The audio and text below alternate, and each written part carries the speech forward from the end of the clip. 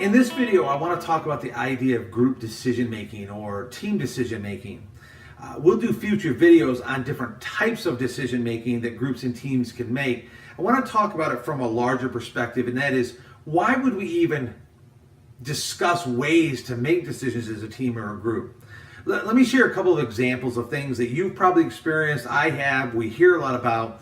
We go into a meeting with a team, the boss, the supervisor, manager, leader, they call us into a meeting, right? And they ask a question, and everybody gives lots and lots of feedback. We spend a half an hour, 45 minutes, an hour talking about it. And then when it's all done, we come to find out that the leader of that meeting makes a decision that doesn't reflect anything we talked about. It's frustrating, isn't it? And we wonder, why did you call us together if you'd already known what you were going to do?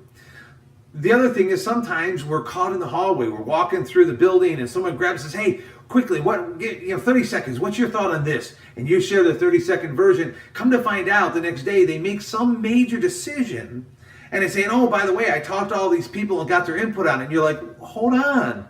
If I'd known you were going to make a major decision like this, we just sat down and had a longer conversation. There's more information that you need to know.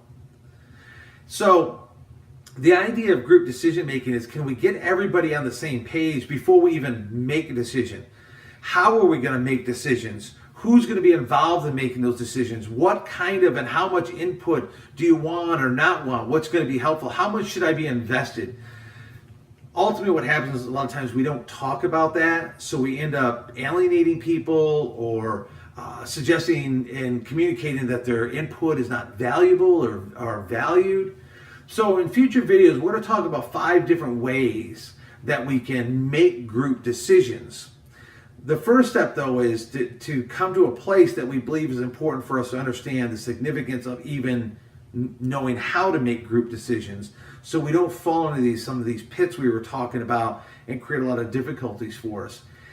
By having a group decision-making model or agreed upon ways to make group decisions, it makes our life easier in the long run, more effective, more efficient. It saves on a lot of the headaches and the heartburn that gets created because we misunderstood, we didn't know what we were doing. So what I want to leave you with, the next time you get a team together or you're called to be part of a group to make a decision, before anything starts, ask the simple question: how are we going to make this decision?